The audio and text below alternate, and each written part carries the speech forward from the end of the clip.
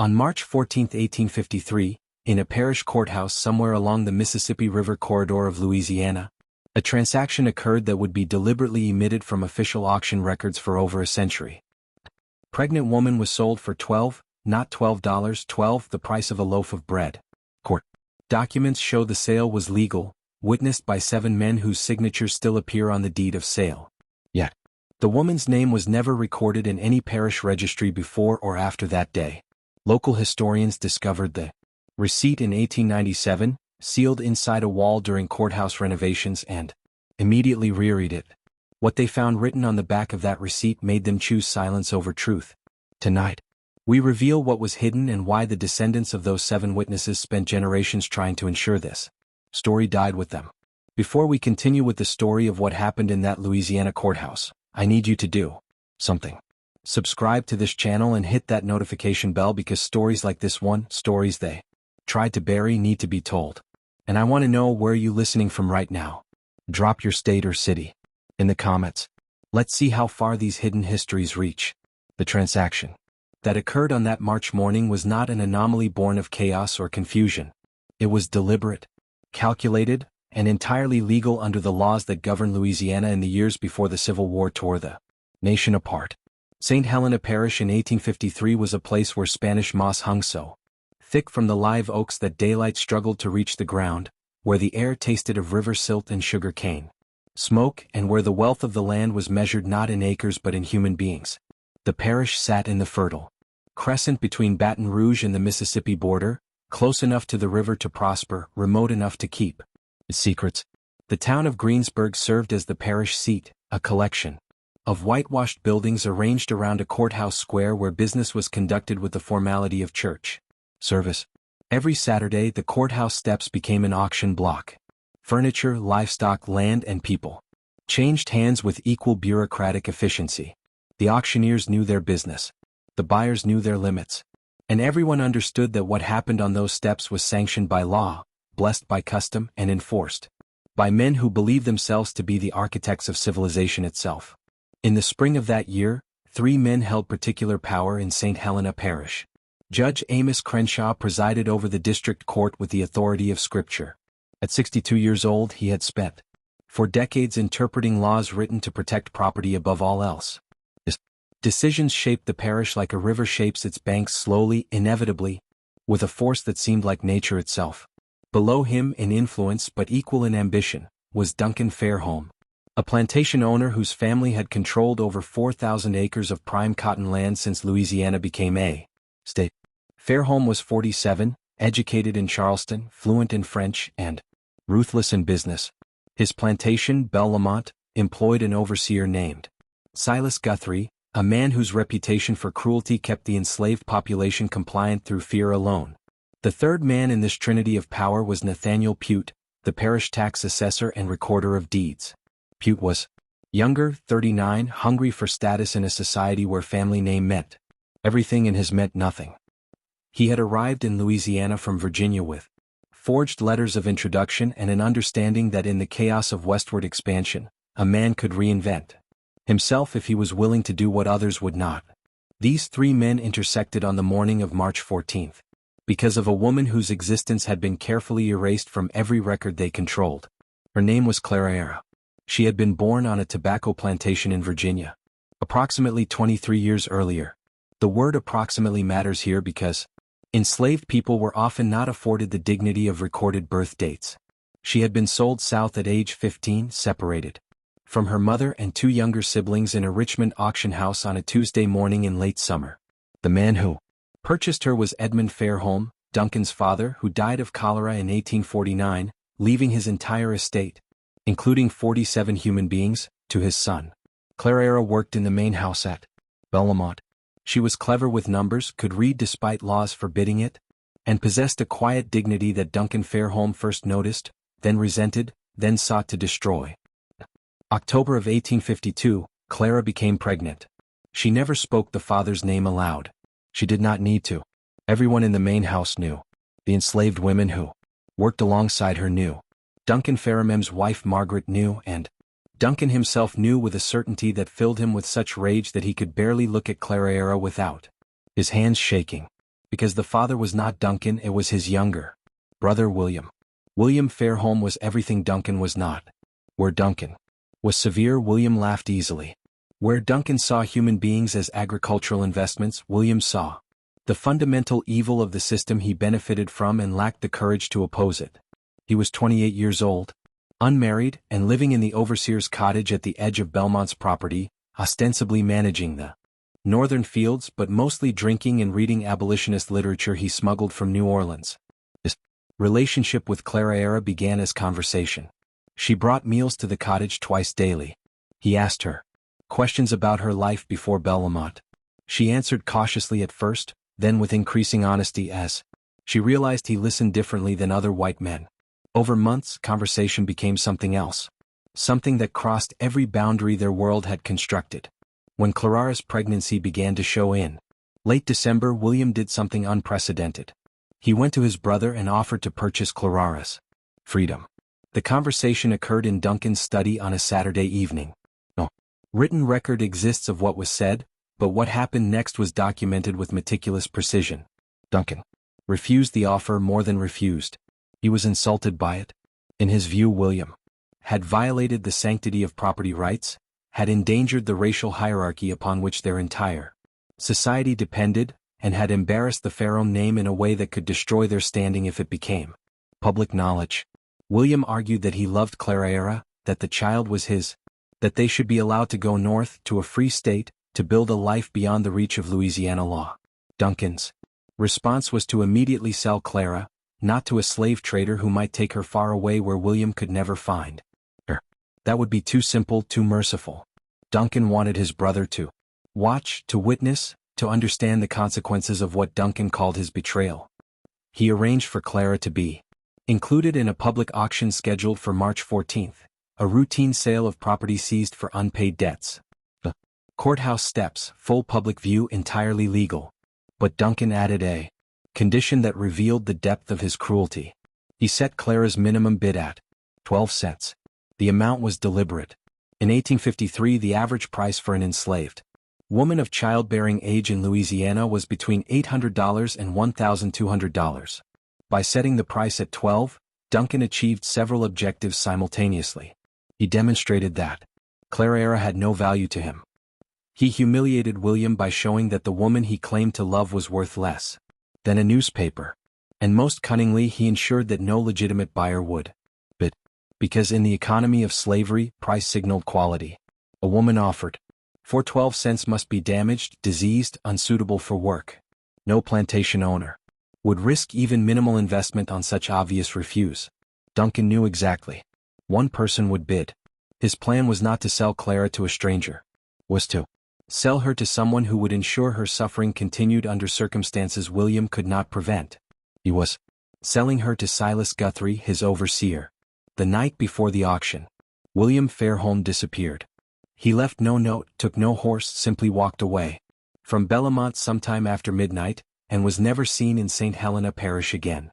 Some said he went north to join abolition movements in Boston. Others claimed he drowned himself in the Mississippi, unable to live with his powerlessness. A few whispered that Duncan had him killed and buried in the cane fields where dozens of enslaved people were already interred in unmarked graves. The truth was simultaneously simpler and more disturbing. William had gone to Judge Crenshaw's home in the hours before dawn and offered him everything he owned, approximately $3,000 in inheritance and land rights, for a single favor. He wanted the judge to invalidate the sale, to declare it unlawful on some technicality, to give William time to find another solution. Judge Crenshaw listened to William's plea with the expression of a man watching a child explain why the sky should be green instead of blue. When William finished, the judge asked a single question. Did your brother sign a proper deed of sale? William admitted he had. Then the transaction is legal. Crennaugh said, your grief does not supersede property law. Good evening, Mr. Fairholme. William left that house, understanding that every institution, every law, every powerful man in the parish would side with Duncan. Not because they were cruel, though many were, but because allowing William's sentiment to override Duncan's property rights would threaten the entire foundation of their economy. If love could supersede ownership, the system would collapse. Clara spent her last night at Belmont. In the quarters, surrounded by women who braided her hair and sang songs that were older than Louisiana, older than America. Songs carried from Africa and the bellies of ships. They knew they would likely never see her again. They knew what men like Silas Guthrie did to women they owned. One of the women, an elderly cook named Bethy, who had survived 50 years of bondage, pressed a small cloth bundle into Clarara's hands. Inside was a knife barely longer than Clarara's palm wrapped in oilcloth. "You hide this," Bethy whispered. "You hide it good. And when the time comes you do what needs doing." Clarara nodded. She understood. The knife was not for self-defense. It was for mercy. For her child, if things became unbearable, for herself, if there was no other escape. She sewed it into the hem of her dress that night, her fingers steady despite the fear that tasted like copper in her mouth. The auction began at 10 o'clock in the morning under skies so gray they seemed to mirror the moral character of everything occurring beneath them. Approximately 40 people gathered in the courthouse square. Most were there for livestock and furniture. A few came specifically for the human merchandise. Nathaniel Pute stood on the courthouse steps with the deed of sale in his hands, reading from it in a voice designed to carry across the square. It described Clarara with the same inflection he used for describing a lame horse. Female, age approximately 23 years. House-trained, literate, though such skill is of questionable value. Currently with child, minimum bid 12 cents. A murmur rippled through the crowd. 12 cents. Something was wrong with this one. Several men who had been prepared to bid immediately lost interest. Why risk investment on obviously defective property? Silas Guthrie stood near the front, his hat pulled low, his expression unreadable. He was waiting for the crowd to disperse, waiting for the moment when no one else would bid, when he could purchase Clarara for the pittance Duncan had arranged, when she would become his property to do with as he pleased. But something unexpected happened. A man near the back of the crowd raised his hand. 12 cents, he called out. Every head turned. The man was a stranger, tall, thin, wearing a traveler's coat dusty from the road. His face was weathered in the way that suggested years of outdoor labor, but his bearing was wrong for a field hand. He stood too straight, looked people in the eye too directly. Nathaniel Pute hesitated. "You are bidding 12 cents for this property. I am your name, sir?" "Isaiah Mercer." Pute glanced toward Silas Guthrie, who was staring at the stranger with an expression of genuine confusion. This was not part of the plan. Duncan had arranged for Guthrie to be the only bidder. Who was this man? "You have 12 cents, Mr. Mercer?" Isaiah Mercer approached the steps, reached into his pocket and placed 12 copper pennies on the podium where Pute stood. "I do." From his position near the courthouse door, Judge Crenshaw watched this exchange with increasing interest. He had been present at the auction specifically to ensure Duncan's plan proceeded smoothly. But now an unknown variable had entered the equation. Pute looked desperately towards Silas Guthrie. The overseer's face had gone red. He understood what was happening. If he bid 13 cents he would reveal his interest. He would make public what was supposed to be a quiet transaction. Duncan had specifically instructed him to wait until no one else bid to make it seem like he was doing Bellamont a favor by taking worthless property off their hands. But if he did not bid, Clara would go to this stranger. The seconds stretched. The crowd waited. Finally, Silas Guthrie spoke. 13 cents. Isaiah Mercer did not hesitate. 25 cents. 50 cents. Guthrie snapped. $1. The crowd was riveted. Now, this was not how these auctions typically proceeded. Something peculiar was happening. Two men bidding against each other for a woman being sold at refuge prices. What did they know that everyone else did not? Silas Guthrie bid $2. Isaiah Mercer bid $5. At $10, Guthrie stopped. Not because he lacked funds but because Duncan had given him specific instructions. Do not overpay. Do not draw attention. The whole point was to acquire Clarara quietly to make it seem insignificant. But it was no longer insignificant.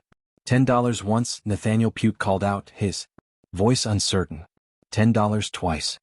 He waited, looking toward Judge Crenshaw for guidance. The judge gave a small nod. Sold to Mr. Isaiah Mercer for $10. Clarara, who had been standing to the side of the courthouse steps throughout this entire exchange, her hands bound in front of her, her pregnancy visible beneath the thin dress she wore, looked at the man who had just purchased her. Isaiah Mercer met her gaze. And though his expression did not change, Clara saw something in his eyes that made her breath catch. Recognition. The deed of sale was signed within minutes. Isaiah Mercer paid the $10 in coins that he counted out carefully onto Pute's desk. Judge Crenshaw witnessed the transaction with his signature. By law, Clara was now the legal property of a man she had never met until that morning. But the irregularity of the sale had attracted attention. As Mercer led Clara away from the courthouse, moving quickly toward a wagon waiting at the edge of the square, Duncan Fairholme emerged from inside the courthouse where he had been watching through a window. "Mr. Mercer," Duncan called out. His voice was sharp, accustomed to obedience. "A moment of your time." Isaiah Mercer stopped. He did not release Clara's arm. When he turned to face Duncan, his expression was carefully neutral. "Mr. Fairholme, you are not from this parish." "I'm not." "What brings you to St. Helena?" "Business." Duncan took a step closer. He was trying to place this man trying to understand what had just happened. The auction was supposed to be controlled, predictable. This outcome was neither. "What sort of business?" "My own sort," Mercer replied. His voice was quiet but firm. "The transaction was legal. The judge witnessed it. Unless you have some objection to the sale." It was a challenge phrased as a question. Duncan recognized it immediately. If he objected, he would need to provide grounds. And what grounds could he offer? That he had deliberately undervalued Clara to humiliate his brother. That he had arranged for his overseer to purchase her for purposes Duncan preferred not to state publicly. "No objection," Duncan said slowly. "Though I am curious. What do you intend to do with property you purchased for such a price?" "That is my business, Mr. Fairholme. Good day." Isaiah Mercer turned and continued toward the wagon. Clara walked beside him, her mind racing. Nothing about this made sense. This man had bid against Silas Guthrie. Had paid $10, a significant sum, for a woman being sold as refuse. And when she had looked into his eyes, she had seen something that terrified her more than anything that had happened in the past 4 months. He knew who she was. Not just her name, not just her situation. He knew her. They reached the wagon, a simple farm cart with a canvas cover. Mercer helped her climb into the back. His touch impersonal but not rough. Then he climbed onto the driver's bench, took up the reins and urged the horse forward. They rode in silence through Greensburg, past the storefronts and houses, past the church with its white steeple, past the boundary where cultivated land gave way to pine forest. Only when they were well beyond sight of the town did Isaiah Mercer speak. "You do not remember me?" Clara's voice was cautious. "Should I?" "Richmond, August 1845. You were 15 years old. I was there the day you were sold." Clara's blood went cold. "You were at the auction." "I was." Mercer kept his eyes on the road. "Was working for a man named Ephraim Dalton, a slave trader. I drove his wagons, managed his property. I watched you and your family stand on that block. I watched your mother scream when they separated you. I watched Edmund Fairholme pay $700 and lead you away. Then you are no different than the rest of them," Clara said, her voice hard. "I was no different," Mercer corrected. "I am no longer that man." He reached into his coat and withdrew a folded piece of paper. Without taking his eyes from the road, he handed it back to Clara. "Read it." Clara unfolded the paper with shaking hands. It was a deed of manumission, a document that when properly executed and filed would grant freedom to an enslaved person. The name on the document was hers. Clara. No last name because she had never been granted one, but her description matched. Her age, the scar on her left forearm from a childhood burn. At the bottom of the document and signed was a space for the owner's signature. Isaiah Mercer's signature. "I do not understand," Clara whispered. 8 years ago I watched your family destroyed on an auction block," Mercer said. His voice was steady. But there was something beneath it. Something that might have been shame or grief or both. "I told myself I was just doing a job, that I was not responsible for the system, that I was just a small part of a large machine. Then one night, in New Orleans, I watched Ephraim Dalton beat a man to death over $5. I watched him do it slowly. And I realized that every person who participates, no matter how small their role, makes the machine function. So I left. I went north. I worked with people who were trying to dismantle what I had helped build." He paused, navigating the wagon around a fallen branch. 3 months ago, a man came to a meeting in Cincinnati. His name was William Fairholme. He told us about a woman in Louisiana who was carrying his child. He told us his brother was going to sell her to an overseer known for brutality. He gave us the date and location of the auction. He asked if anyone could help. Clarara's hand moved instinctively to her stomach. William sent you. He paid me, Mercer said, not to purchase you. He paid me to bring you north to a safe house in Illinois, to a place where you and your child can be free. Clarara stared at the deed in her hands. Freedom. The word felt foreign. Impossible. A promise that had been weaponized against enslaved people for so long that she no longer trusted it. Where is William now? She asked. Mercer's silence answered before his words did. He died 2 weeks ago. Fever? They said. He was in Kentucky trying to arrange passage for others. The people I work with, they think it might not have been fever. They think someone from Louisiana tracked him down. Clarara closed her eyes. William, reckless, idealistic William, who had read her poetry and promised her things that could never be. William, who had at least tried, which was more than most men in his position would ever do. Duncan had him killed, she said. It was not a question. We cannot prove it, but yes, I believe that. Just when we thought the worst of this story was behind us, when it seemed Clarara might finally find freedom, the true horror of what happened in St. Helena Parish is about to reveal itself. This story is giving you chills. Share this video with a friend who loves dark mysteries.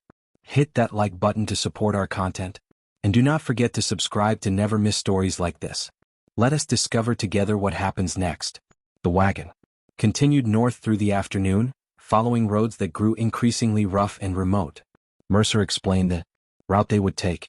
They would avoid main roads, travel mostly at night, rely on a network of safe houses operated by free black families and sympathetic whites. It would take weeks to reach Illinois, months before Clara would be truly safe. But something was wrong. Clara could not articulate it precisely, but years of survival had taught her to trust her instincts. And her instincts told her that Isaiah Mercer was lying, not about everything. His story about Richmond might be true. His shame might be genuine. But something about this rescue felt staged, performed as though he was following a script written by someone else. She thought about the auction, about how perfectly timed Mercer's arrival had been, about how he had known exactly when and where to bid, about how easily he had outmaneuvered Silas Guthrie. Too easy. Duncan Fairholme did not make mistakes. He planned everything with the precision of a general deploying troops. If he had wanted Clarara to go to Guthrie, she would have gone to Guthrie. Unless Duncan had wanted something else to happen. The realization settled over Clarara like ice water. This was not a rescue. This was a hunt. The wagon continued north through the afternoon, following roads that grew increasingly rough and remote. Mercer explained the route they would take. They would avoid main roads, travel mostly at night, rely on a network of safe houses operated by free black families and sympathetic whites. It would take weeks to reach Illinois, months before Clara would be truly safe. But something was wrong. Clara could not articulate it precisely, but years of survival had taught her to trust her instincts. And her instincts told her that Isaiah Mercer was lying. Not about everything. His story about Richmond might be true. His shame might be genuine. But something about this rescue felt staged, performed as though he was following a script written by someone else. She thought about the auction, about how perfectly timed Mercer's arrival had been, about how he had known exactly when and where to bid, about how easily he had outmaneuvered Silas Guthrie. Too easy. Duncan Fairholme did not make mistakes. He planned everything with the precision of a general deploying troops. If he had wanted Clarara to go to Guthrie, she would have gone to Guthrie, unless Duncan had wanted something else to happen. The realization settled over Clarara like ice water. This was not a rescue. This was a hunt. They camped that night in a clearing several miles from the nearest settlement, deep enough in the forest that firelight would not be visible from the road. Mercer built a small fire and offered Clarara dried meat and cornbread. She ate mechanically, her mind working through possibilities. If Duncan wanted her dead, he could have had her killed at Bellamont. Simple. Quiet. Enslaved women disappeared regularly. No one questioned it. But Duncan did not want her dead. He wanted William destroyed completely. And William was already gone, already beyond Duncan's reach. So Duncan needed something else. He needed proof that William's betrayal had consequences. He needed the child Clarara carried to suffer. And more than that, he needed it to be William's fault. The escape was designed to fail. Mercer was not rescuing Clara. He was delivering her to something worse than Silas Guthrie. Somewhere along this route they would be intercepted. Slave catchers. Probably. Men who would claim Clara was a runaway. The deed of sale would be declared fraudulent. Clara would be returned to Duncan under circumstances that would make her fate seem like justice rather than cruelty. And because William had arranged this escape, because he had paid for it, because he had involved abolitionists in a conspiracy to steal property, Duncan would be able to say that his brother had brought about Clara's suffering. That William's sentiment had made things worse, not better. It was perfect revenge. The only question was when the trap would spring. Clara waited until Mercer had settled on the opposite side of the fire, his back against a tree, his hat pulled low. She waited until his breathing deepened. Then she carefully reached into the hem of her dress and retrieved the knife Bethy had given her. The blade was small but sharp.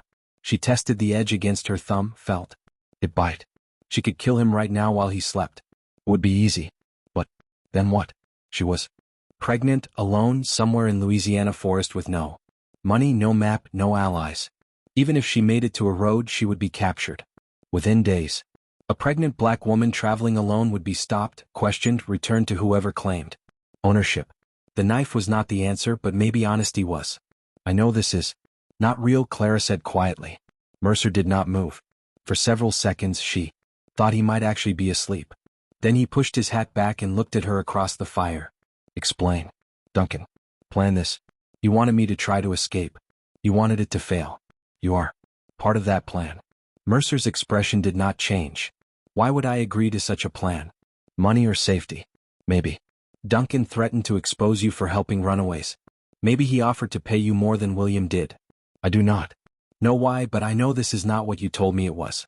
The fire crackled between them. Somewhere in the darkness, an owl called. Finally, Isaiah Mercer spoke. You are smarter than William gave you credit for. Clara's grip tightened on the knife. So I am right. Partially.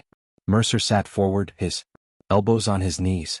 Yes, Duncan knows about this escape. Yes, he planned for it to fail. But you are wrong about why I am helping him. Then why?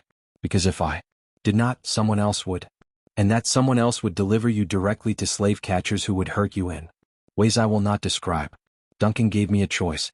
Lead you north and let his men intercept us in a way that leaves you physically unharmed, or refuse and watch him give the job to men who would make you wish you had never been born. Clara laughed bitterly. So you chose the merciful betrayal. I chose to give you a chance. What chance? You just said. We will be intercepted. We will be. Tomorrow afternoon, approximately 20 miles north of here. 4 men will be waiting on the road. They will have papers declaring you a fugitive. They will have authorization from Judge Crenshaw to return you to Belmont. And legally they will be completely within their rights. Then I have no chance. You have exactly one chance, Mercer said. He reached into his saddlebag and withdrew a leather pouch. He tossed it across the fire to Claire. There is $150 in that pouch. There is also a letter of introduction to a family in Natchez. Free people of color who can help you disappear. Not north. North is where Duncan expects you to run, but south to New Orleans, then by ship to Mexico. It is a longer route, more dangerous, but it is possible. Clara opened the pouch. The money was real. The letter was real. Why would you do this? Because I meant what I said earlier. I'm not the man I was in Richmond. And because William Fairmem, whatever his faults, tried to do something decent, I will not let Duncan Fairmem turn that decency into a weapon. But you are still going to betray me. You are still going to let Duncan's men intercept us. They are going to intercept someone, Mercer corrected. Does not have to be you. He stood and walked to the back of the wagon. When he returned, he was carrying a bundle of clothing, women's clothing, a dress similar to Clara's but larger. Shawl, a bonnet. There is a settlement 8 miles south of here. Small place mostly. Free black families and poor whites. There is a woman there named Ruth Chambers. She is approximately your height, your complexion, and she is dying. Consumption. She has perhaps weeks left. I spoke with her yesterday. I paid her family $50 to help us. Clara stared at him. I do not understand. Tomorrow morning you take this money and these clothes. You walk south to the settlement. You tell the Chambers family that Isaiah sent you. They will hide you until the men looking for you have passed through the area.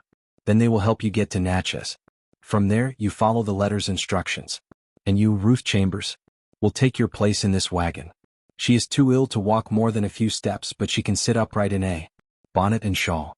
From a distance she will look enough like you. When Duncan's men intercept us tomorrow, they will take her. By the time they realize their mistake, you will be gone. Clara's mind. Real. Ruth will die. Ruth is already dying, and her family needs money to bury her properly to care for her children. This way her death serves a purpose. This is insane. This is your only chance, Mercer said flatly. Duncan has men watching every route north. He has money and power and the law on his side. You cannot fight him directly. You can only disappear so completely that he cannot find you. Clara looked down at the knife in her hand, then at the money, then at Isaiah Mercer, whose face was half shadowed by firelight. If I do this, if I run, Duncan will know you. Help me. He will come after you.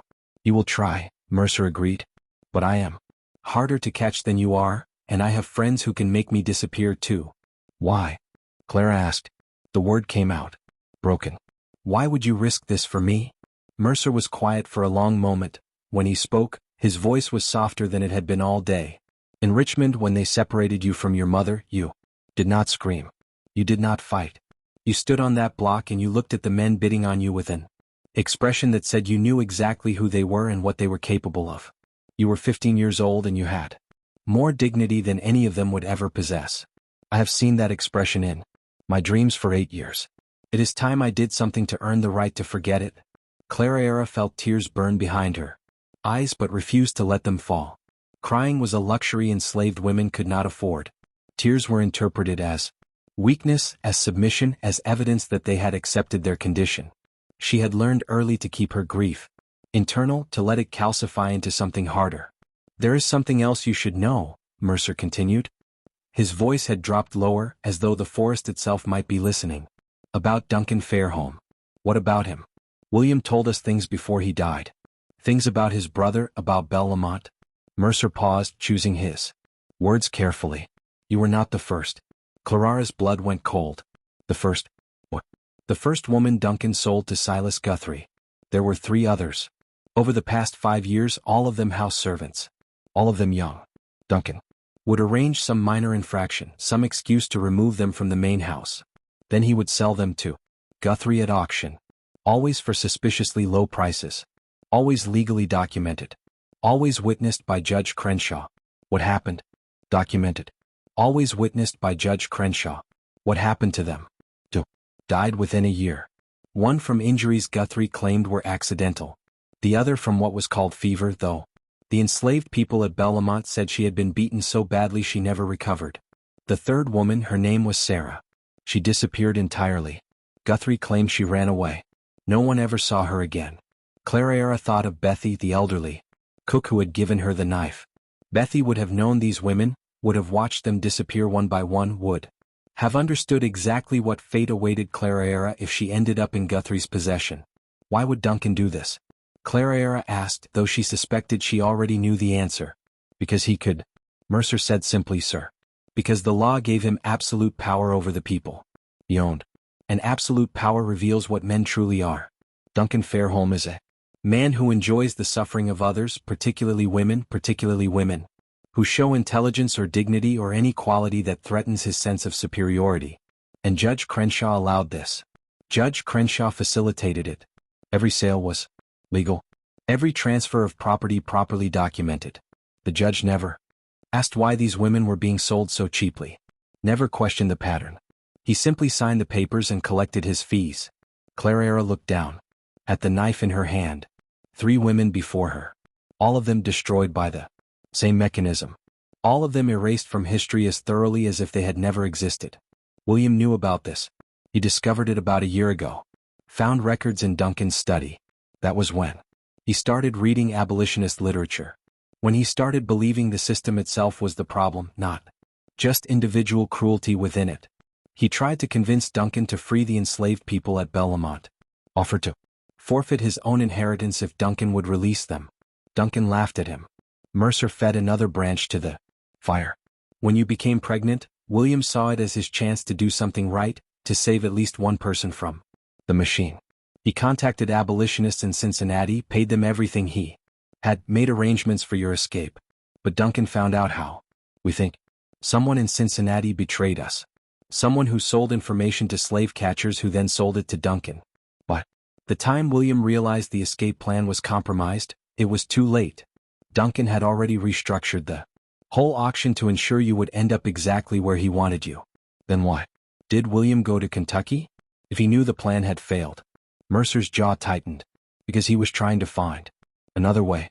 He thought if he could reach the Underground Railroad network, if he could get messages to conductors who operated in Louisiana, he could arrange a secondary rescue, something Duncan would not anticipate. But Duncan found him first. Duncan's reach is longer than any of us understood. He has connections to slave catchers across 5 states, men who make their living hunting human beings. When William started asking questions in Kentucky, someone reported it. 3 days later, William was dead. Clara absorbed this information slowly. William, foolish and idealistic. William had actually tried. More than that, he had kept trying even after his first plan failed. That had to count for something, even if it ultimately accomplished nothing. The fever, they said, killed him, Clara asked. What really happened? We will never know for certain. His body was found in a boarding house in Louisville. The proprietor said William had been sick for 2 days, complained of stomach pain, vomiting, died in his sleep. But one of the abolitionists who saw the body afterward said William's fingernails were blue. His lips were discolored. Those are signs of poisoning, not fever. Duncan poisoned his own brother or paid someone to do it. Either way, William became a problem Duncan needed to eliminate. And Duncan is very good at eliminating problems while keeping his own hands clean. Clara thought about this, about a man so consumed by the need for control that he would murder his own blood relative, about a system that gave such men power and called it civilization.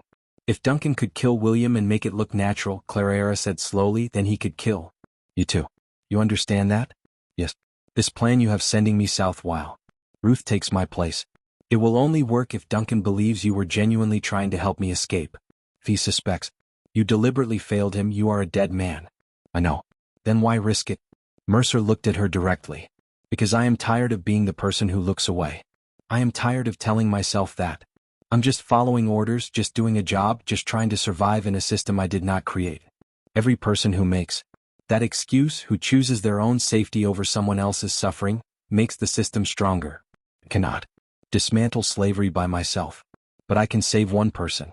I can do one thing that matters. It was, Clara realized, the same logic that had motivated William. The same futile, beautiful logic that got idealistic people killed. But it was also the only logic that ever changed anything. Clara made her decision. I will go south, she said. But I need to know something first. The Chambers family. How did you find them? How did you arrange this? I've been traveling through Louisiana for 3 months preparing for your escape. I made contacts in several communities, offered money to families who might be willing to help. The Chambers family was one of 3 who agreed. 3 families? You plan multiple escape routes? I planned for contingencies. Duncan is not the only one who can think several moves ahead. Clara felt something shift inside her.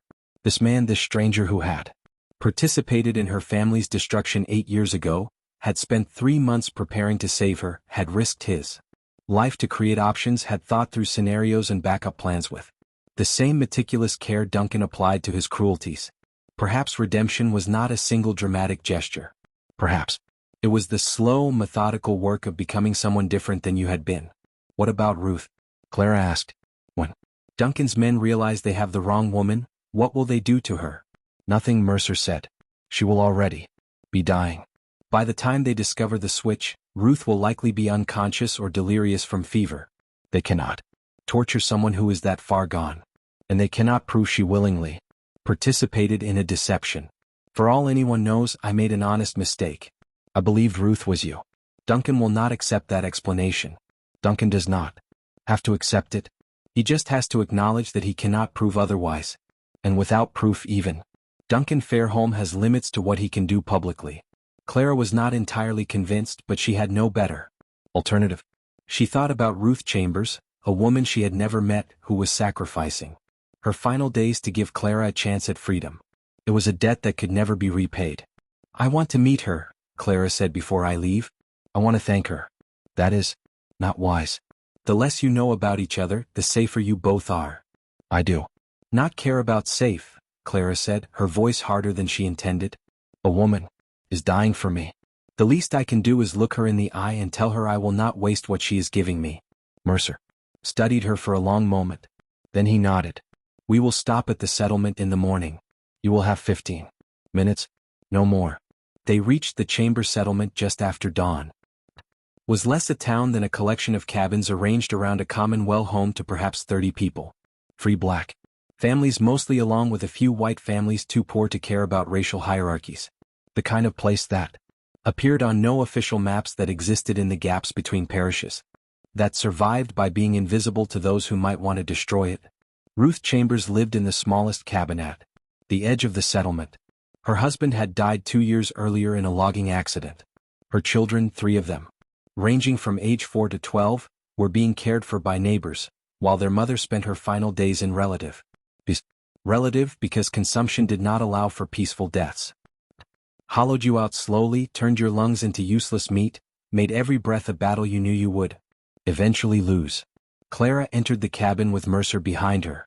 The interior was dim, lit only by a single window covered with oiled paper. The air smelled of sickness and sage. The latter burned in a futile attempt to mask the former. Ruth lay on a narrow bed against the far wall. She was thin enough that her body barely raised the blanket covering her. Her skin had the grayish cast of someone whose organs were failing, but her eyes, when she looked at Clara, were clear. You are the one, Ruth said. Her voice was barely a whisper. I am Clara. They told me you were worth saving. I wanted to see if that was true. Clara moved closer to the bed. I do not know if I am worth what you are giving. Nobody is worth a life, Ruth said. But that is not why I agreed to help you. I agreed because my children need what Mr. Mercer paid. Because I am dying anyway. And because if I have to die, I would rather die doing something that means something. Your children, Clara said. What will happen to them? My sister will take them. The money Mr. Mercer gave us will be enough to feed them through the winter. Maybe enough to buy a small plot of land where they can grow their own food. It is more than I could have given them otherwise. Clara felt tears burning again. She knelt beside the bed, took Ruth's hand. The bones felt like bird bones, light and fragile. I will remember you, Clara said. I will tell my child about you, about what you did. Your name will not be forgotten. Ruth smiled weakly. Names do not matter much where I am going. But if it comforts you to remember, then remember, just make sure you live. Make sure that baby lives. Do not let me trade my death for nothing. I will live, Clara promised. Whatever it takes. Good. Ruth's eyes fluttered closed. Now go. Mr. Mercer will tell you what to do next. And do not look back. Looking back only makes the leaving harder. Clara squeezed Ruth's hand once more, then stood. She turned toward the door. Ruth spoke again. One more thing. When they take me tomorrow, when Duncan Fairholme's men realize I am not you, they will be angry. They might say cruel things. They might threaten me, but they will not hurt me. I will make sure of that. Oh. Ruth opened her eyes again. There was something in them now, something fierce despite the weakness of her body. Because I will already be dead. Clara froze. What do you mean? Mercer stepped forward. Ruth and I discussed this. The timing needs to be precise. She dies during the interception before Duncan's men can question her. They have no leverage. They cannot prove deception. They cannot punish anyone. All they can do is admit they failed. You are planning to die at exactly the right moment. Clara asked, incredulous. I am planning to die on my own terms, Ruth corrected. Consumption will kill me. Within weeks anyway. This way I choose when and how. This way my death serves a purpose instead of just being another tragedy.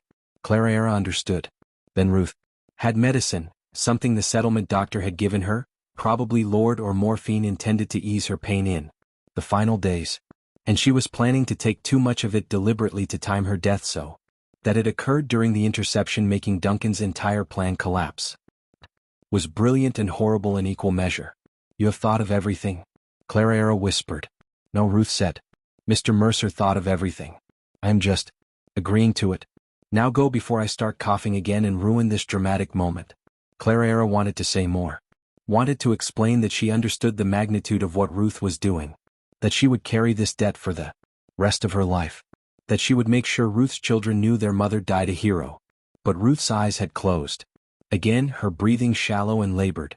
Ann Mercer was already at the door, gesturing for Clara to follow. So she left. She walked out of that dim cabin knowing she would never see Ruth Chambers again. Knowing that within 2 days the woman lying on that bed would be dead, would have died specifically to give Clara a chance at life. Outside, the morning sun was already heating the air.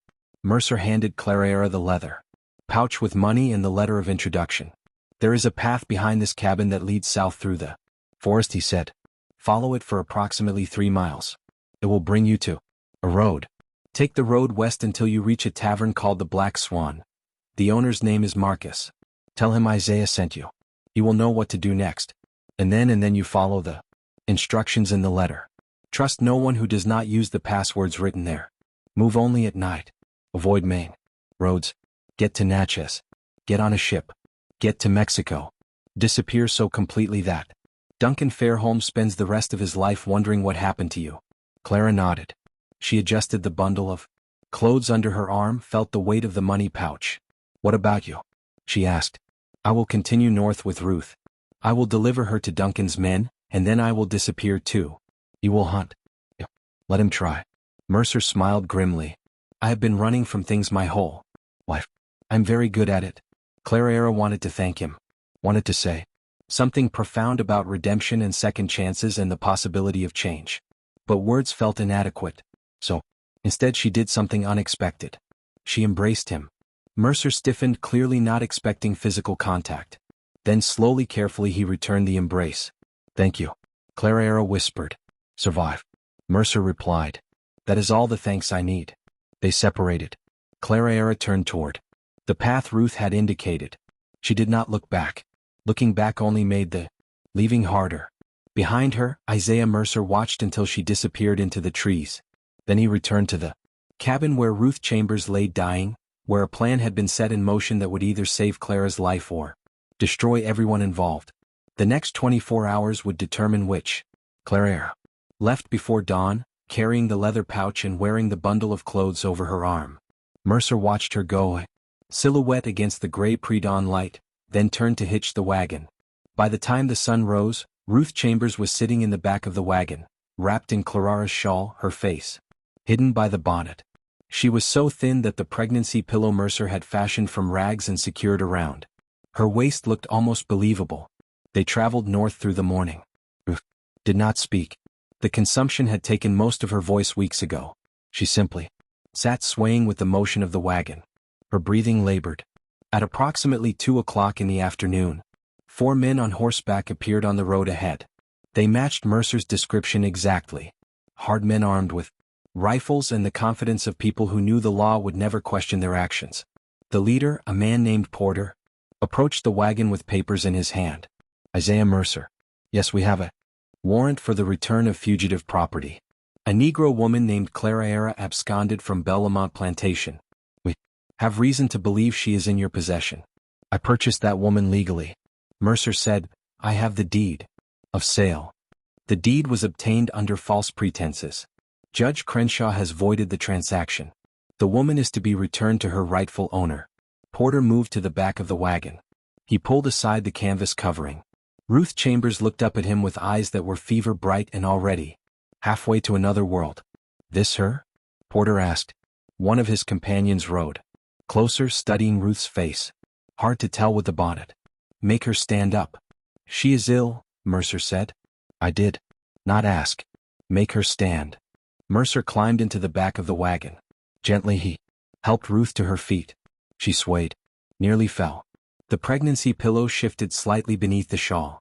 Porter's eyes narrowed. She looks wrong. Consumption, Mercer said. She caught it on the journey. I was bringing her back south because she is too ill to travel north. Convenient. Porter grabbed Ruth's arm, pulled her toward him. The bonnet fell back. Ruth's face was gaunt, her skin grayish. She bore perhaps a passing resemblance to Clara if you squinted and did not look too closely. But up close, the differences were obvious. This is not her, Porter said slowly. I sure This is the woman I purchased from the auction in Greensburg. You're lying. Porter released Ruth so roughly that she collapsed back onto the wagon bed. He turned to his men. Search everything. She is here somewhere. They tore apart the wagon, ripped through supplies, checked beneath the driver's bench, examined every inch of canvas. They found nothing because there was nothing to find. Porter stood in the road, the papers in his hand now. Meaningless. He had been paid to intercept a specific woman. He had been promised it would be simple, and now he was returning to Duncan Fairholme empty-handed. Where is she? He demanded. I do not know what you are talking about, Mercer said calmly. This is the woman I purchased. She is not the woman you are looking for. That is not my concern. Porter took a step forward. Duncan Fairholme will hear about this. I hope he does. Perhaps he will explain why he is harassing law-abiding citizens over property disputes. It was a stalemate. Porter knew he had been outsmarted but could not prove it. If he killed Mercer, he would have to explain to Judge Crenshaw why he had murdered a man who appeared to be innocent. If he took Ruth, he would have to explain why he had seized a dying woman who clearly was not the fugitive they sought. One of Porter's men, a former slave catcher named James Ridley, had been studying Ruth carefully. He had participated in dozens of captures over his 15-year career. He knew how to assess human property, and everything about this situation felt wrong. We need to question her, Ridley said, gesturing to Ruth. Porter crouched beside Ruth, who was still lying in the wagon bed where she had fallen. Her eyes were open but unfocused. Her breathing had become shallow and irregular. Where is Clara? Porter demanded. What did you do with her? Ruth's eyes focused on Porter with visible effort. And then, impossibly, she smiled. Gone, she whispered. By your reach. Beyond Duncan Fairholme's reach, she is free. Where? I will never tell you. Ruth's smile widened, blood now visible on her teeth. You can beat me. You can torture me, but I will be dead long before you get any answers. I made sure of that. Porter understood. Then this woman had poisoned herself. Had deliberately taken something that would kill her during this exact confrontation. Had turned her own death into a weapon against Duncan's plan. You stupid woman, Porter said, though his voice had lost its certainty. You think this helps anyone? Duncan will find her eventually. He always does. Maybe. Ruth agreed. Blood was now flowing freely from her mouth, mixing with the foam that had begun to gather at the corners of her lips. Or maybe she will disappear into a world where men like you and Duncan Fairholme have no power. Maybe she will live to be old. Maybe her child will grow up free. Maybe your entire system will collapse and be remembered only as a nightmare our descendants will struggle to believe was real. Her breathing stuttered, stopped, started again with a wet, rattling sound. I die knowing I helped destroy something Duncan spent months building. What will you die knowing, Mr. Porter? That you hunted human beings for money? That you served a system designed to crush souls? That you chose cruelty when you could have chosen mercy? Chambers took one more breath.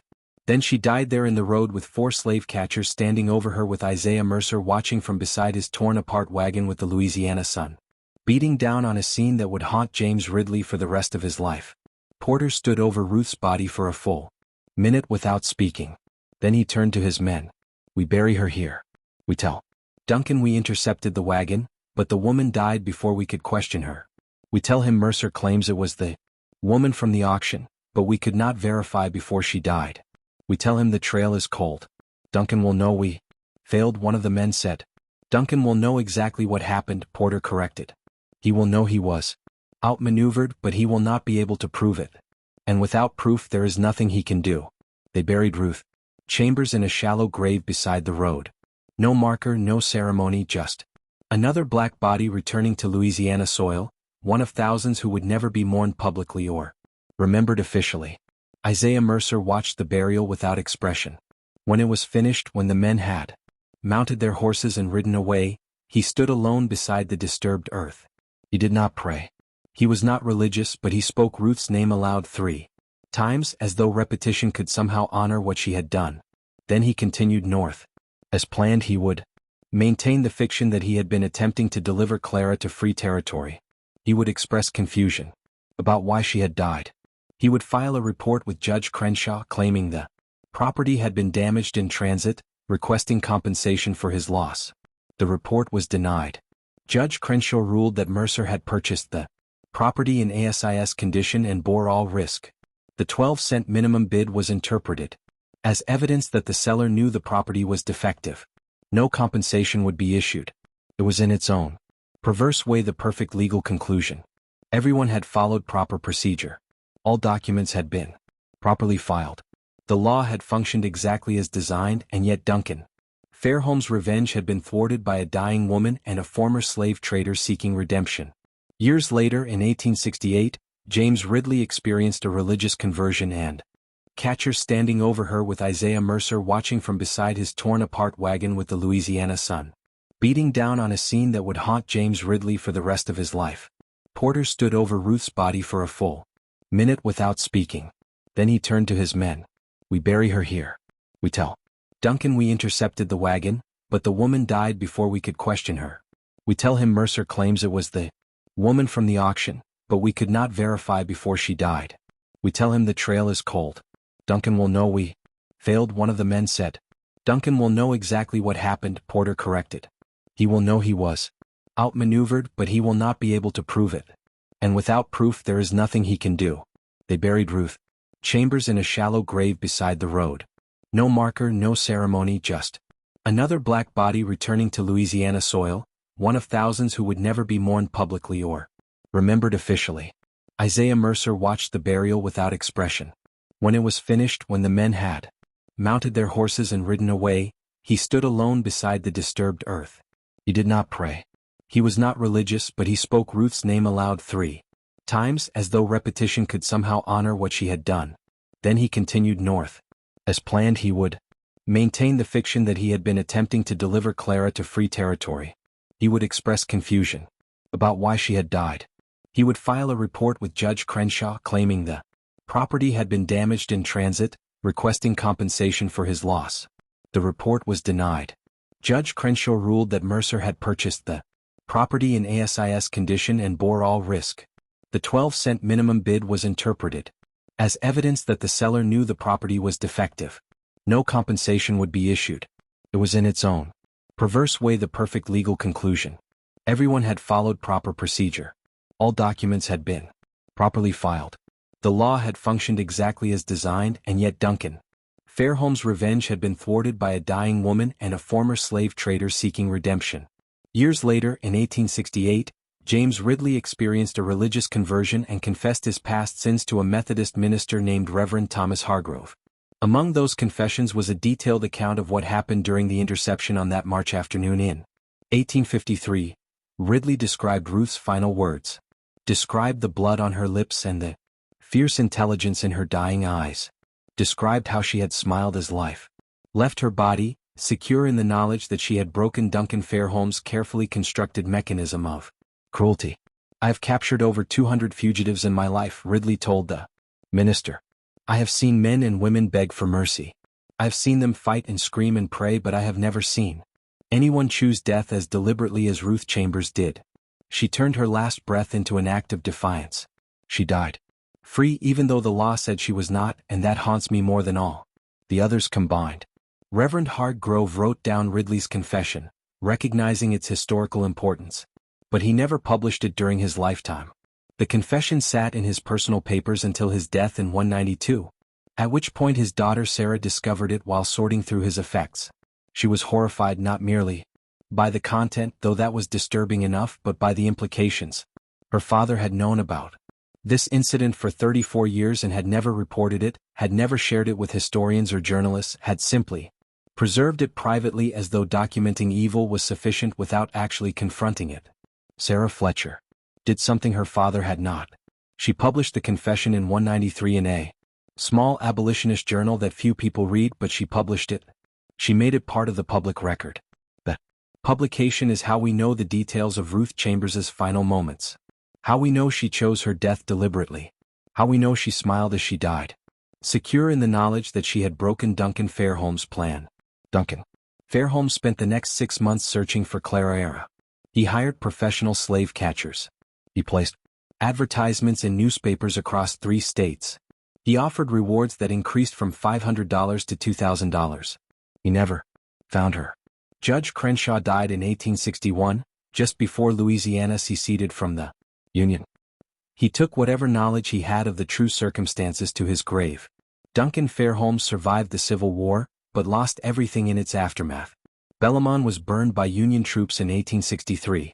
Duncan himself died in 1872 in a boarding house in Mobile, Alabama, bankrupt and alone. His wife Margaret had left him years earlier. His brother's name was never mentioned in his presence again. Silas Guthrie, the overseer, was found dead in 1854 in a ditch outside Greensburg. The official cause was listed as accidental drowning, though he was found face down in less than 6 in of water. No charges were ever filed. Nathaniel Pute continued as parish recorder until 1863 when he fled Louisiana ahead of Union forces. He was never heard from again. The receipt, discovered during the 1897 courthouse renovations, contained more than just the record of Clarara's sale. On the back, written in William Fairholme's hand, was a message to whoever finds this. My name is William Fairholme. I tried to save a woman I loved from my brother's cruelty. I failed her as I have failed in most things of importance. If you are reading this, know that the greatest evil is not the evil done by wicked men, but the evil permitted by good men who lack the courage to act. I lacked that courage when it mattered. Pray you will not. The historians who found this message understood its implications immediately. They buried it again, sealed it back into the wall where it would remain hidden for another 100 years. The receipt was rediscovered in 1998 during another renovation. This time it was preserved. It now sits in the Louisiana State Archives, but Clara's fate remains unknown. Some historians believe she made it to Mexico, possibly settling in Veracruz, where a community of escaped enslaved people had established themselves. Others think she went to Haiti. A few believe she died somewhere along the journey. One theory proposed by a genealogist in 2006 suggests that a woman matching Clarara's description appeared in census records in Illinois in 1870, living under the name Clara Freeman with a mixed race. Daughter born in 1853. The daughter's name was listed as Ruth. If the theory is correct, if Clara did survive and build a life in freedom, then Isaiah Mercer succeeded. The rescue, designed to fail, failed to fail. The trap Duncan so carefully constructed caught nothing. But we cannot know for certain. The historical record is incomplete. Documents were destroyed during the Civil War. Memories were deliberately suppressed. What we are left with is fragments. A deed of sale, a receipt, a message hidden in a wall, census records that might refer to someone else entirely, and questions that will never be fully answered. Perhaps the silence of history is itself a kind of answer. Perhaps the fact that we cannot trace Clarara's path means she successfully disappeared. That she became impossible to follow. That she achieved what so many enslaved people dreamed of. Complete and total freedom from the system that sought to control every aspect of their existence. Or perhaps she died alone and forgotten. Another casualty of a system that destroyed millions of lives with bureaucratic efficiency. The 12-cent transaction stands as a monument to that ambiguity. It was legal, witnessed, recorded in official documents. And yet it feels profoundly wrong in a way that transcends the already considerable wrong of slavery itself. The deliberate devaluation of a human life. The use of bureaucratic mechanisms to inflict cruelty. The participation of judges and clerks and ordinary citizens in a transaction designed specifically to cause suffering. Everyone involved made choices. Duncan chose revenge. William chose risk, albeit too late. Isaiah Mercer chose redemption. Judge Crenshaw chose law over mercy. Ruth Chambers chose to use her death to help a stranger. Clara chose survival, whatever that required. And the 7 men who signed the deed of sale as witnesses chose to participate in something they must have known was deeply wrong. Their signatures remain on that document, preserved in archives, testimony to their complicity. Their descendants spent generations trying to bury this story, trying to ensure no one would ask uncomfortable questions about what their ancestors had done, what they had witnessed, what they had permitted. But stories like this have a way of surfacing, of demanding to be told. This mystery shows us that the cruelest weapon ever devised was not the whip or the chain, but the law itself. The system that made horror legal, that allowed men to destroy lives with a signature in a handful of copper coins, that permitted the sale of a pregnant woman for the price of a loaf of bread. Not because anyone believed she was worthless, but specifically to demonstrate that worth could be assigned or revoked at will by those who held power. What do you think of this story? Do you believe Clara survived? Do you think she made it to freedom? Or did Duncan's cruelty reach beyond death to claim her anyway? Leave your comment below. If you enjoyed this tale and want more horror stories like this, subscribe, hit the notification bell, and share with someone who loves mysteries. See you in the next video.